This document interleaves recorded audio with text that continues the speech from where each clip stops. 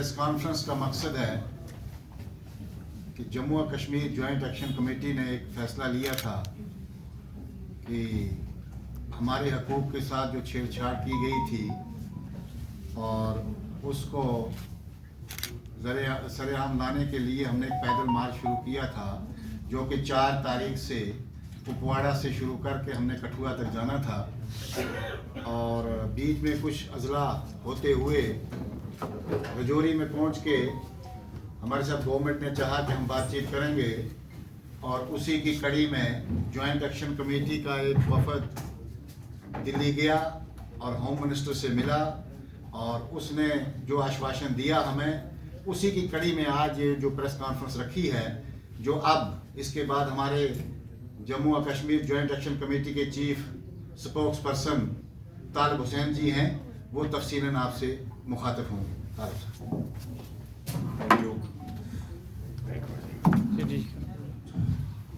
हमारी joint action committee के सरपरस्त chairman जनाब हाजी मोहम्मद यूसुफ साहब ने उनके शुक्रिया से मैं आपके ज़रिए से आवाम तक ये गुजारिशात रखना चाहता हूँ कि गुजर बकरवाल जॉइंट एक्शन कमेटी ने आप बैनर के ऊपर 2-3 डिमांड्स जो हैं, और सरफहरिस्त जो डिमांड है कि शेड्यूल ट्राइब के अंदर गैर शेड्यूल ट्राइब को दाखिल ना किया जाए, नंबर 1। जीडी शर्मा कमीशन की जो रिपोर्ट्स हैं उनको रोल बैक किया जाए कमीशन को, और तीसरे नंबर पे एक ऑथेंटिक सर्वे ऑफ नोमैड्स और फॉरेस्ट राइट एक्ट की प्रॉपर इम्प्लीमेंटेशन। तो ये 3 मसाइल थे जिनकी वजह से हमने पैदल मार्च शुरू किया, जो हाजी साहब ने आपको बताया। नाउ जब हमने 18 दिन पैदल मार्च किया डिफरेंट डिस्ट्रिक्ट से होते हुए, रजौरी के आखिरी तहसील कालाकोट में थे कॉन्स्टिट्यूंसी में, तो इंतज़ामिया ने जब हम पुंछ में पहुंचे तो उसके बाद हमसे ही बातचीत करना शुरू किया। तो चूंकि हम भी यही चाहते थे कि गवर्नमेंट के साथ बातचीत हो, हम भी चाहते थे हमारी बात सुनी जाए, तो we are very much thankful कि जनाब होम मिनिस्टर साहब ने और गवर्नमेंट की जितनी एजेंसीज हैं और जम्मू व कश्मीर स्टेट की एडमिनिस्ट्रेशन है, उन्होंने अपना रोल अदा करते हुए होम मिनिस्टर साहब के साथ मुलाकात करीब 2 दिन पहले तय की, जिसमें हमारी जॉइंट एक्शन कमेटी का एक डेलीगेशन दिल्ली गया और उनसे बातचीत जो हुई, वहाँ पे 3 एग्जाम की बात हुई। सबसे पहले हमारे लोगों ने ये कहा, जो डेपुटेशन था, कि हमारे खदशात क्या हैं, हमारे मसाइल क्या हैं, और दूसरे फेज में उन्होंने बहुत पहले हमें सुना, हमारे डेलीगेशन को, और दूसरे नंबर पे उन्होंने कहा कि वो गवर्नमेंट क्या चाहती है, और तीसरे नंबर पे हमारी लोगों की तरफ से भी उसमें आर्ग्यूमेंट आया, और फाइनली जो तय हुआ वो ये है। बहुत अच्छे से एक लंबी चौड़ी मीटिंग हुई। होम मिनिस्टर साहब हालांकि गुजरात इलेक्शन में मसरूफ होने के बावजूद वक्त निकाल के दिल्ली आए, उन्होंने बातचीत की और नोटिस लिया इस ट्राइबल कम्युनिटी का। बातचीत जो रखी गई वो आपने पोर्टल्स के जरिए से और कुछ अखबारात के जरिए से सुन भी ली होगी, लेकिन हम आज फिर आपको, आवाम को मीडिया के जरिए से ये पैगाम देना चाहते हैं कि होम मिनिस्टर साहब की तरफ से 2-3 चीजें सामने आई, वो यहाँ पे इम्पोर्टेंटली बहुत जरूरी है आपके सामने मेंशन करना, कि जो हम रो रहे थे कि जम्मू व कश्मीर के अंदर शेड्यूल ट्राइब कम्युनिटीज हैं, जिसमें हम भी हैं, जिनमें गद्दी भी हैं, जिनमें सिपी भी हैं, जिनमें बाल्टी भी हैं, या कोई और भी हैं, तो उनका शेड्यूल ट्राइब के हिस्से से या उनके साथ क्लब करके किसी दूसरी कम्युनिटी जो schedule tribe already existing schedule tribe से उनसे थोड़े स्ट्रांग हो, तो उनके साथ मुकाबला करने से हम डर रहे थे। क्यों डर रहे थे? क्योंकि हमारी कंडीशन की एक अलग डिबेट का इशू है। तो अब होम मिनिस्टर साहब ने जो एश्योर किया है वो मैं आपको प्रेस कॉन्फ्रेंस के जरिए से बता देना चाहता हूं कि उन्होंने ये कहा है कि हम आपके लिए एक कानून लेके आ रहे हैं। ये थोड़ा सा ध्यान देने वाली चीज है कि होम मिनिस्टर साहब का हम शुक्रिया अदा करते हैं कि ट्राइबल मार्च या पहले से भी उनको होगा इसमें, लेकिन हम इसमें ये कामयाबी मानते हैं कि होम मिनिस्टर साहब ने कम से कम ये कहा कि वो एक कानून के तहत एक लेजिस्लेशन लेके आना चाहते हैं, जिसमें ये होगा कि शेड्यूल ट्राइब जो एग्जिस्टिंग है, जैसे मैंने जो नाम गिनवा दिए, प्लस जो नए ऐड किए जाएंगे अभी जीडी शर्मा कमीशन साहब की रिपोर्ट के मुताबिक, उनमें चाहे कोली बिरादरी हो, गद्दा ब्राह्मण हो, या जितने भी पाडर के लोग हों, पहाड़ी बिरादरी हो, तो उनका जो कोटा रहेगा वो अलग रहेगा। हमारा जो कोटा है वो अलग रहेगा 10%, उनका जो है वो अलग रहेगा। अब हमारा प्रेस कॉन्फ्रेंस करने का मकसद ये है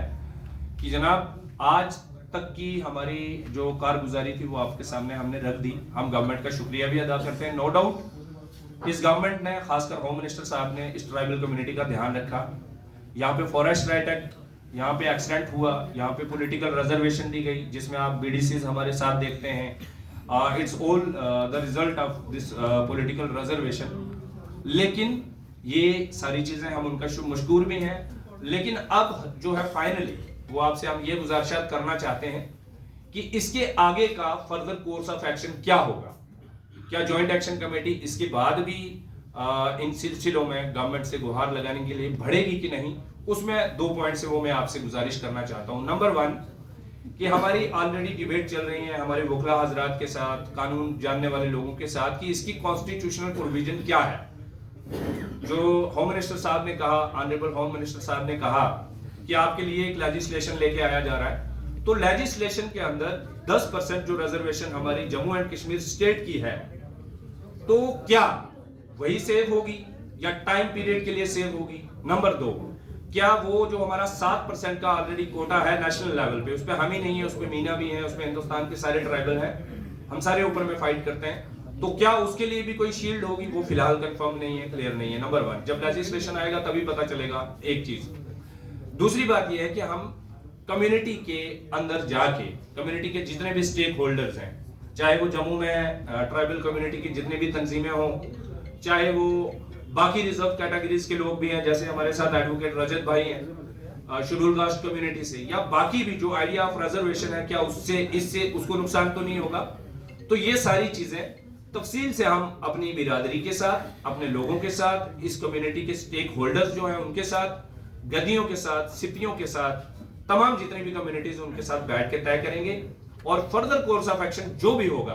वो आपके सामने लाया जाएगा। अब आखिर मैं एक बड़ी इंपॉर्टेंट गुजारिश करना चाहता हूं,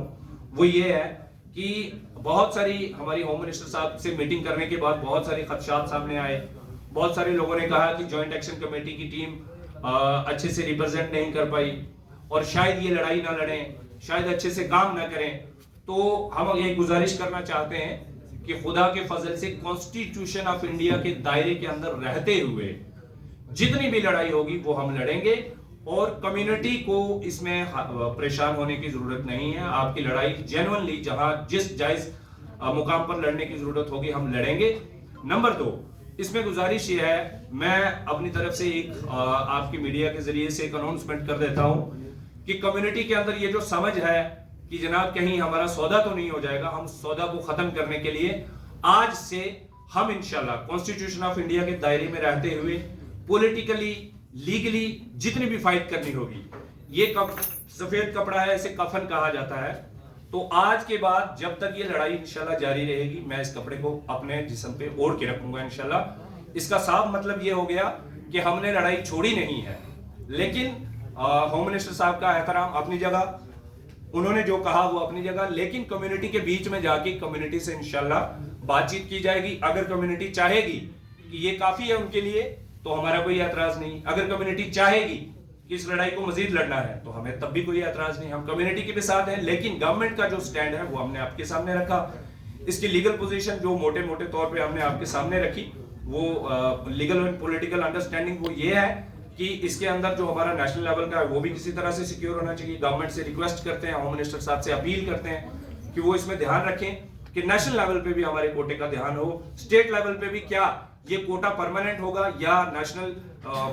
सिर्फ सुप्रीम कोर्ट के अंदर इलेक्शन के बाद एक सिंपल एप्लीकेशन मूव हुई तो कहीं वो जो दीवार है बीच में वो गिर तो नहीं जाएगी। ये कुछ एक सवाल है। Thank you very much.